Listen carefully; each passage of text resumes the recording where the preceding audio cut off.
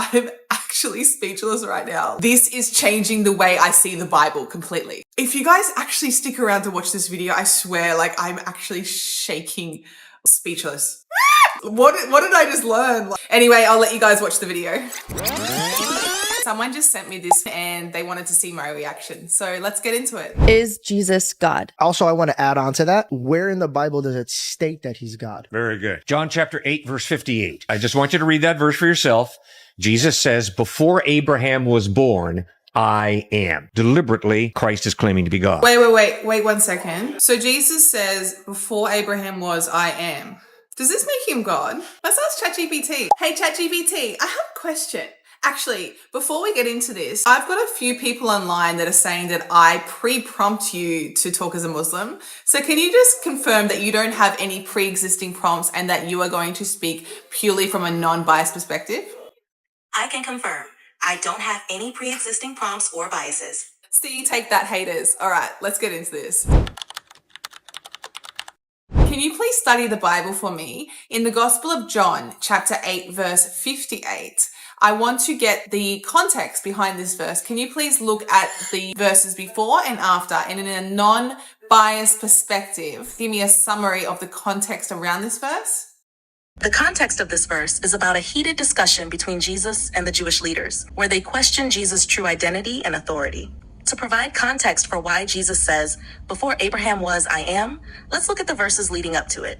A few verses earlier, Jesus says, I honor my Father. I am not seeking glory for myself, but there is one who seeks it, and he is the judge. This verse describes Jesus as humbly serving God, not seeking personal glory, and leaving that to God as the ultimate judge.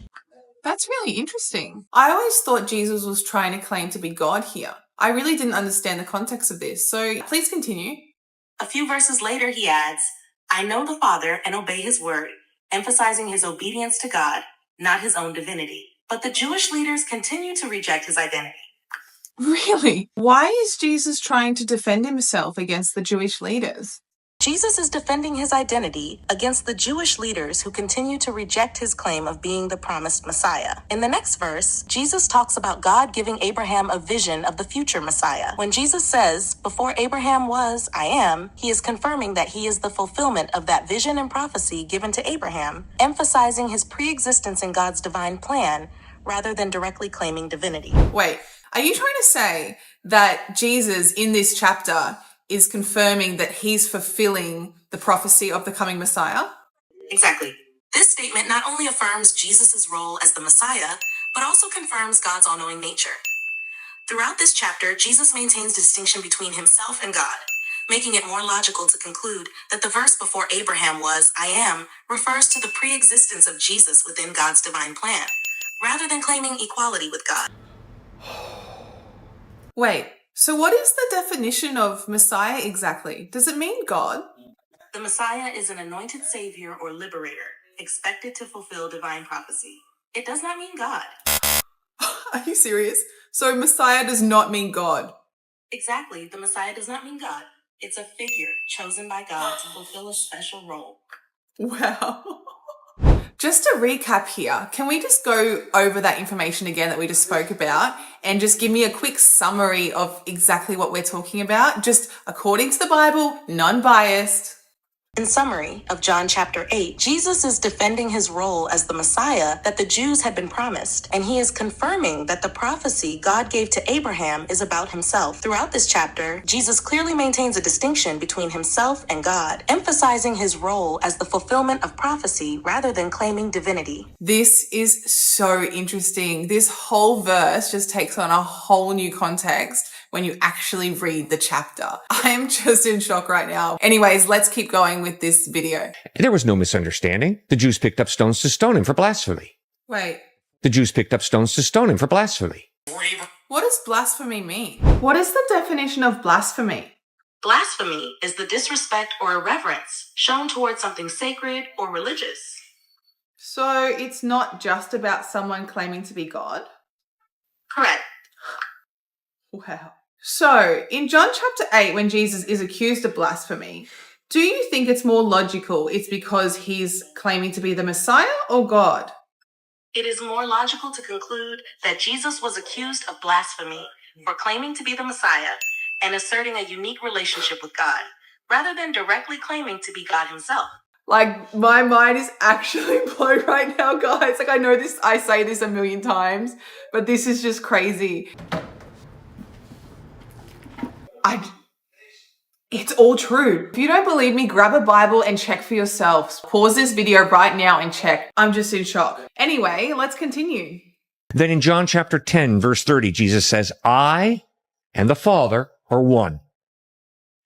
No misunderstanding. They didn't think, Does this make him God when he says I and the Father are one? Let's ask ChatGPT. Hey ChatGPT, can you please give me a summary of the context around the verse in John 10:30? I want the most logical explanation for this verse, please. When relying solely on the Bible and not external doctrines, the most logical interpretation of I and the Father are one in John 10:30 is that Jesus and the Father are united in purpose rather than claiming to be God. Really? We were taught as Christians that this verse specifically mentions Jesus as God. You're right. Many Christians interpret John 10:30 as confirmation of Jesus' divinity.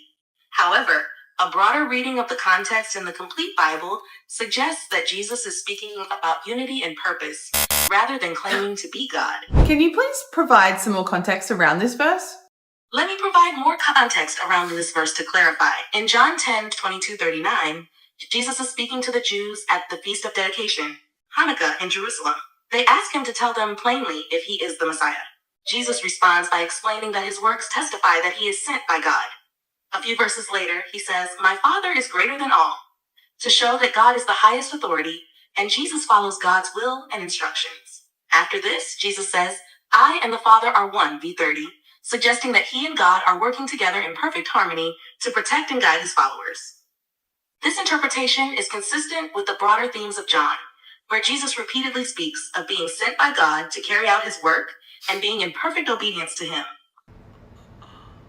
Basically, saying you are one with God does not imply you're God.